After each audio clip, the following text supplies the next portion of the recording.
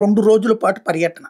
ఉపరాష్ట్రపతి ధన్‌ఖడ్ నుంచి, అమిత్ షా దగ్గర నుంచి పలువురు కేంద్ర మంత్రుల్ని కలవటం. రాష్ట్రానికి సంబంధించినటువంటి వివిధ అంశాల గురించి నివేదికలు ఇవ్వటం. అలాగే కావాల్సినటువంటి అడగటం.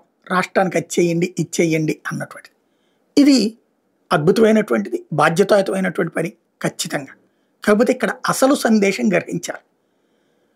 రాజకీయ వారసుని నేనే అన్నటువంటిది అక్కడ ధృవీకరిస్తున్నారు. ప్రొజెక్ట్ చేస్తున్నారు. కేంద్రానికి తెలియజేస్తున్నారు. ఎందుకంటే ఇక్కడ ముఖ్యమంత్రి చంద్రబాబు నాయుడు ఉన్నారు. ఆయన విద్యాశాఖ మంత్రి నారా లోకేష్. ఆయనతో దాంతో పాటుగా 2-3 శాఖలు ఉన్నాయి.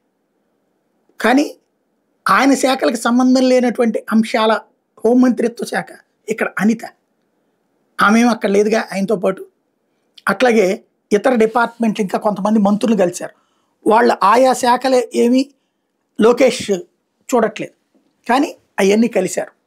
అంటే అర్థం ఏంటి? చంద్రబాబు నాయుడు ముఖ్యమంత్రి హోదాలో అన్ని శాఖల పనులు వెళ్ళి అడగచ్చు అక్కడ మంత్రులు.